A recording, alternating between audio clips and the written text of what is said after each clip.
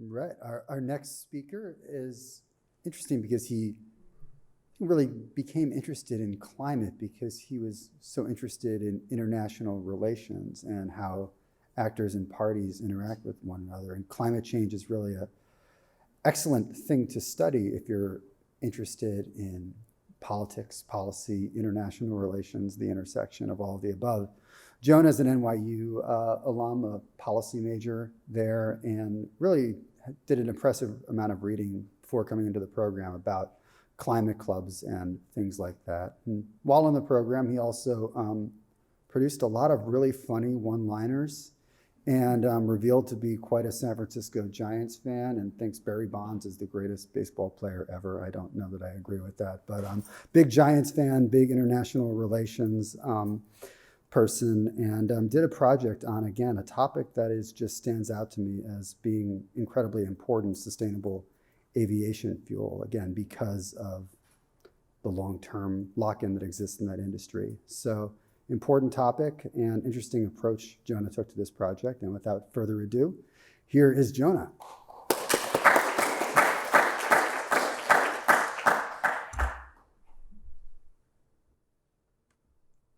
Good afternoon. Thank you, Corey. Thank you, everybody. My presentation is focused on studying a form of cooperation that might work in decarbonizing the aviation sector, specifically using some alternative fuels.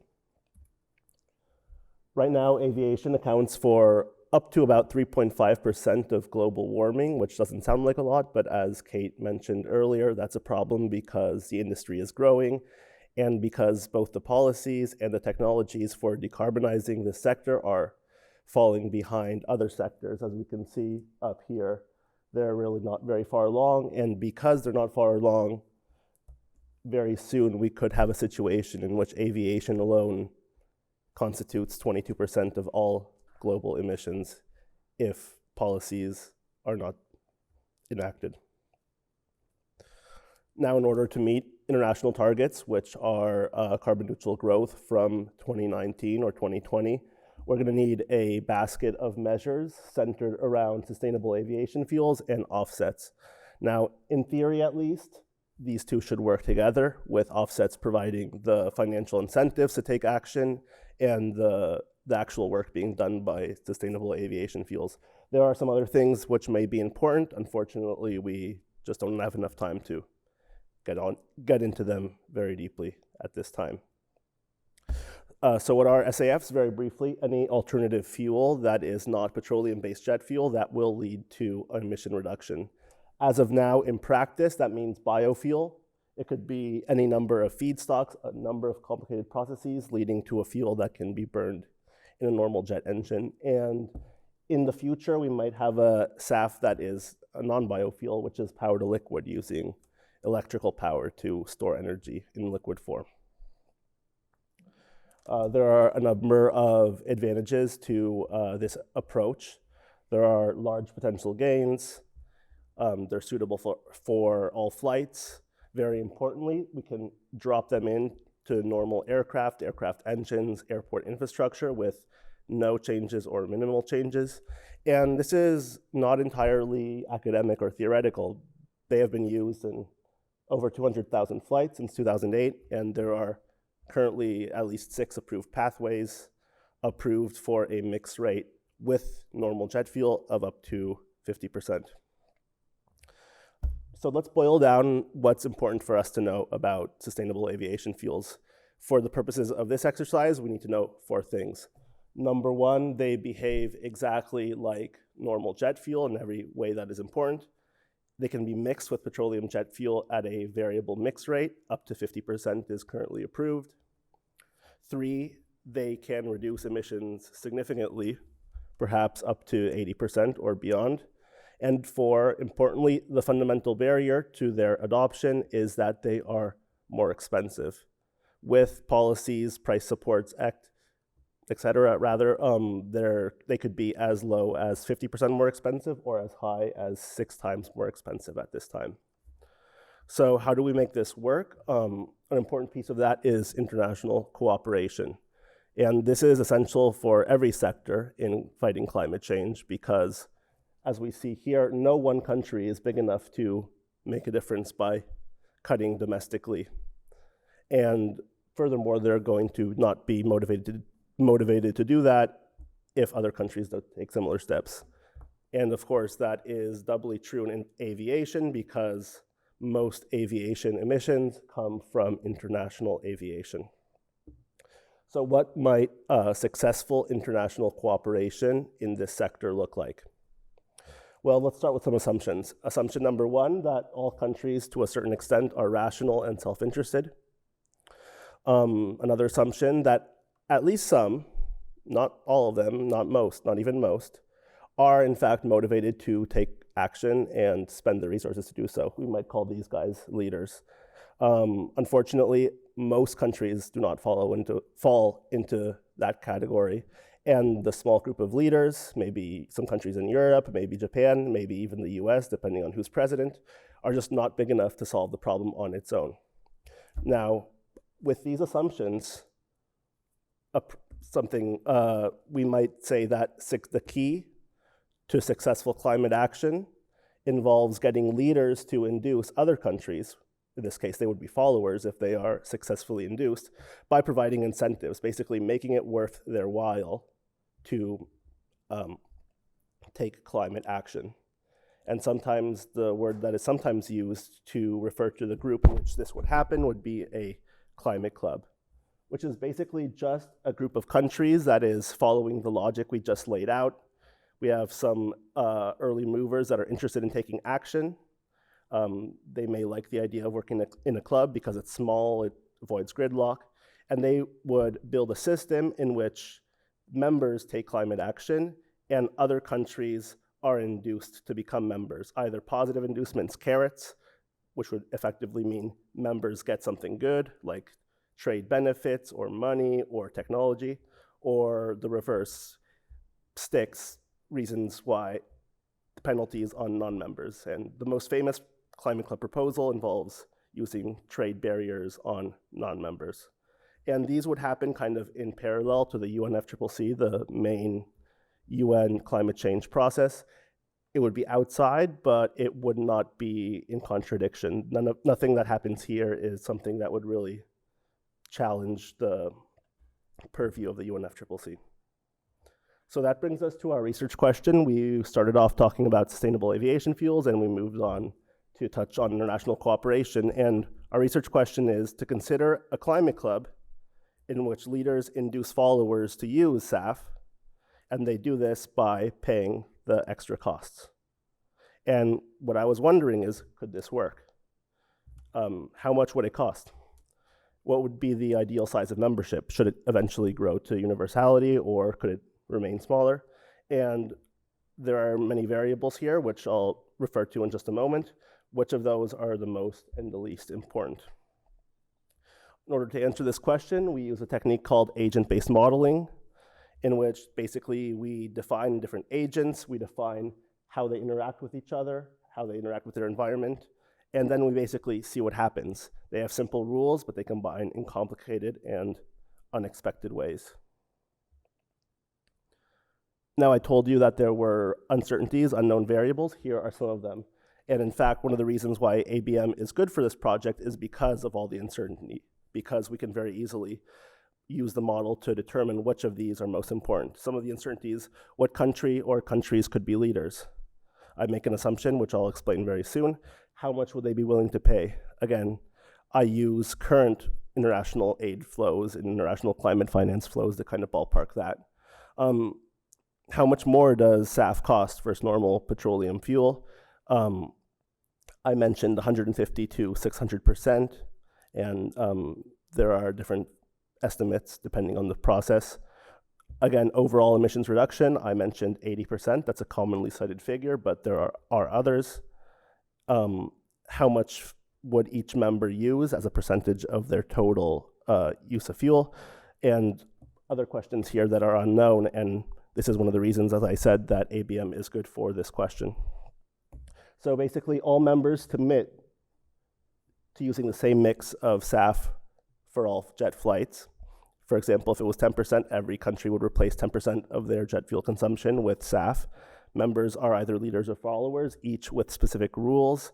The leaders could be one or more of these 5 agents: the US, the EU, China, Japan, and the UK. That's a reasonable starting point. They're the biggest consumers of jet fuel and the biggest economies. And then leaders negotiate with followers in a predetermined order, and we observe outcomes in terms of emissions reduction, number of members, based on independent variables like who is leader, how much SAF costs, etc. And the coding was done with my collaborator in this project, Wei Chwet, who used NetLogo, which is a very good ABM software. Now, these are the rules for how the leader behaves. Leaders are expected to pay for emissions reductions up to a certain cap. They're going to pay for their own use of SAF, which does not count towards that cap. That is what assumption I made for the model. And importantly, they will provide side payments to followers, representing all of the cost of the followers, except for individual benefits that the followers will get from the climate action, which is a little complicated, but in effect, it means they will pay for everything except a little bit that the followers can accrue themselves. When there are multiple leaders in a model run, they split payments proportional to GDP, and leaders will stay in the club if there's a positive global benefit. In other words, if the emissions abatement times the social cost of carbon is greater than all the cost. The followers, very simply, must be induced to take action by the leaders, and they will join the club if they receive side payments equal to the cost of implementing this SAF. This is what the interface of NetLogo looks like, as designed by Wei Chwet. It's very fun to play with. I will give a link where you can download and explore different options as well. You can see there's sliders for the various variables. And here on the left, we see the countries, and they change color as you run different scenarios. It's important to note that when we talk about results in any modeling exercise, we can't just take the output of the model as gospel, We have to go back and kind of meditate on the results and understand how they connect to the real world, because a model is just a simplification, it's not the real world. But here, nevertheless, are the results. So could a climate club in which leaders pay to followers to use SAF work, and how much would it cost? The first thing to note is that at a mix rate of 50%, which is the highest that is currently approved, the absolute ceiling is 40% emissions reductions. So it can't get higher than that unless there is approval for a higher mix rate. On the other hand, there are many pathways to 20% emissions reductions under various circumstances, with an average cost of $3.32 billion for pathways that lead to emissions reduction of 20% or more. So that's kind of borderline. Those are borderline results, whether that would be feasible or not. On the other hand, looking at it a different way, the benefit-cost ratio for the world is actually extremely favorable. And again, there were uncertainties. There were variables like the cost, like the emissions reduction per unit, et cetera, and I wanted to know which are the most and least important ones that will help cooperation. Very clearly, the first one is cost of SAF as it comes down. Looking at this model run, at this experiment of about 100,000 model runs, we see that there is the cheaper SAF is compared to standard fuel, the more pathways there are to effective cooperation. And the willingness to pay the leaders kind of ties into that as well. The mix rate kind of functions as an absolute ceiling, as we see here. So it doesn't so much as make cooperation more or less likely, but it does have a hard ceiling on eventually what is possible. An interesting result is that looking at just the top 5 leaders, which I modeled, the US, EU, China, Japan, and the UK, there is a little bit of flexibility in terms who would be a leader in a successful situation. There definitely is a need, or there is more likely to be cooperation when there's more leaders, but there is more flexibility there than I expected to find, especially considering some of the earlier work that I'm basing my studies on. Finally, what would the ideal size of membership be?